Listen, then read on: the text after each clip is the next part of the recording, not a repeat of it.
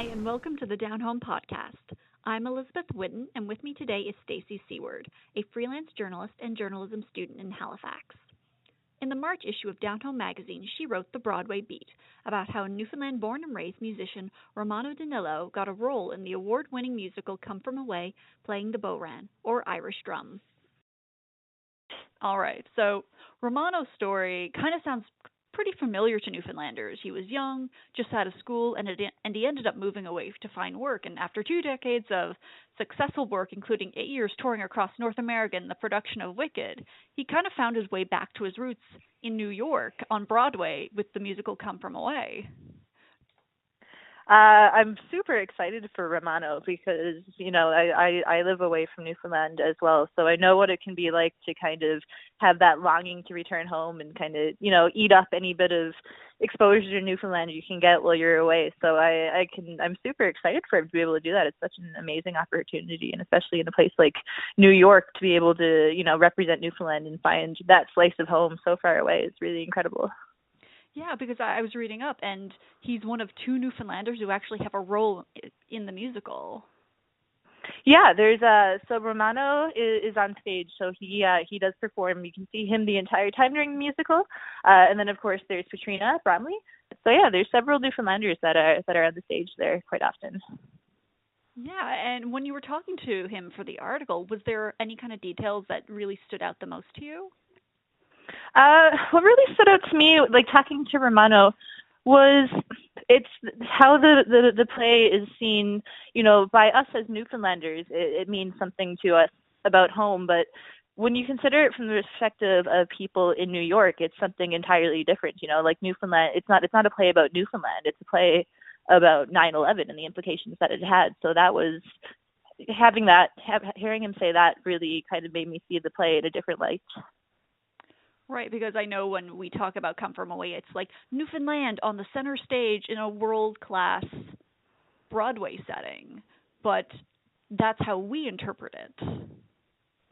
Yeah, exactly. I mean, for New Yorkers, 9/11 is obviously a really, really emotional subject. And so Romano told me, there's a lot of New Yorkers who were really kind of reluctant to see it because it's just, have to face that trauma even now, so many years later. It's a different experience for them. It's not, when you hear a play about 9/11, we think about Newfoundland and Gander and helping, but in New York, it's a much sadder story. So to hear Romano talk about New Yorkers being apprehensive about going to see it because of that reason, and then he told me when they do come to see it, it's not what they expected. It's a play about hope when it comes down to it. So he said it was really, really rewarding when he hears, not only Newfoundlanders talking about it, but Americans, because it's just so different to them and they don't know what to expect. And, when they see it and it hits them on an emotional level, that's really rewarding for Romano, at least. So that really struck me when he said that. Yeah. Was that something you expected to hear about this musical? I didn't really know what the musical was really about myself. I mean, I knew it was a play about Gander and what happened, but I wasn't really sure how that would tie in on a larger world stage, and make it really marketable and accessible to people that don't know where Newfoundland is, not only, to not Newfoundlanders, but Canadians and Americans. And so that was definitely unexpected. Right, and you were recently in New York City and you saw the musical. What was that experience like? Oh, it was incredible. It was amazing. Like I said, I had no idea what to expect. Writing the story, I had interviewed people talking about the play and hearing all these amazing things about it. But when it came down to it, I didn't know what to expect. So I sat there in my seat by myself and I took it all in, and it blew me away. It was really incredible. It went above and beyond my expectations. Right, because I think we're really familiar with our side of the story. Like, my brother couldn't go to, their high school was turned into, an overnight dorm for Americans who touched down in St. John's. So we know about it, but was it different hearing from the American perspective? Yeah, it was really interesting being in this theater, this huge sold out theater. It was packed, it was full.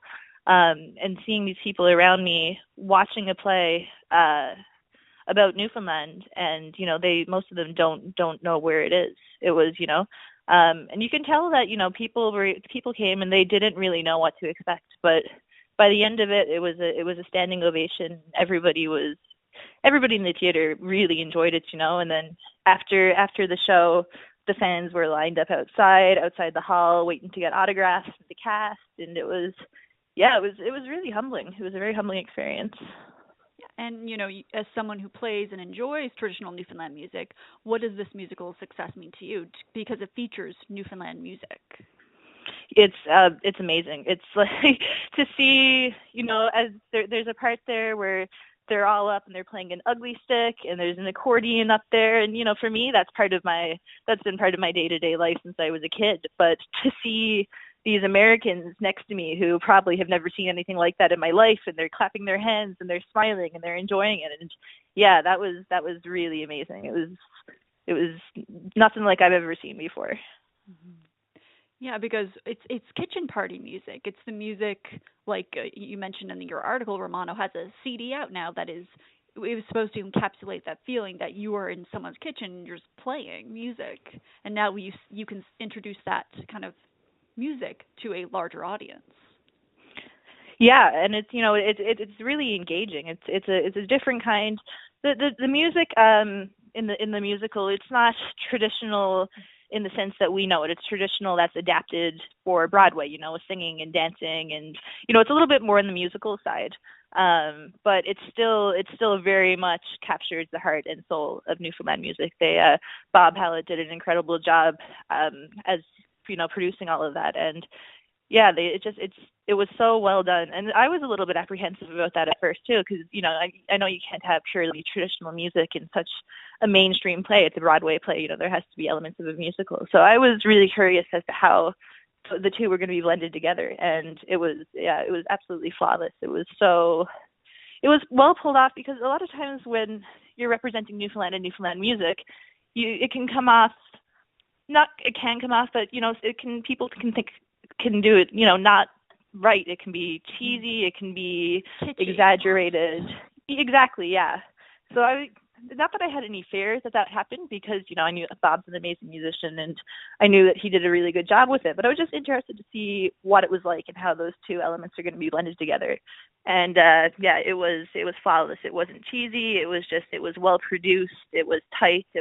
And still very representative of Newfoundland music and how we play it at home. So yeah, it was amazing. Yeah, and you just mentioned a few moments ago that a lot of people wouldn't even be able to find Newfoundland on a map. Some of the people in the audience might not even have a clear idea.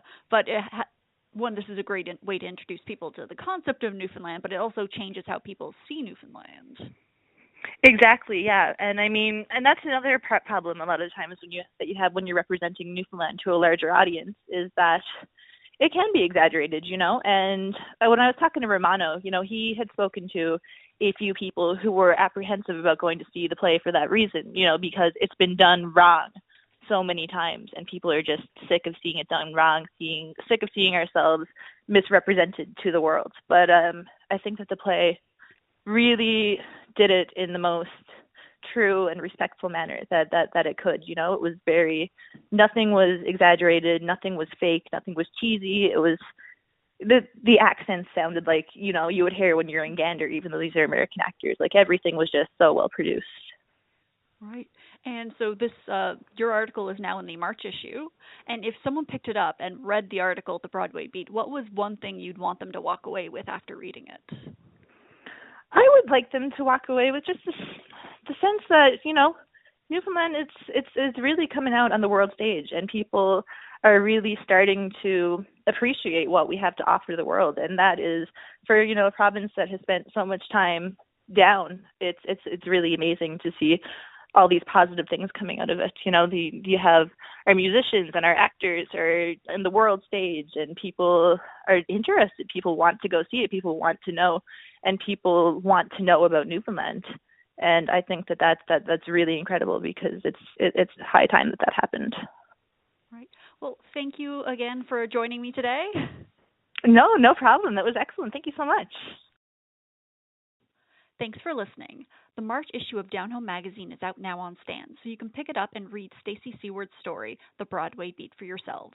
You can also head on over to the Downhome website, downhomelife.com. Thanks.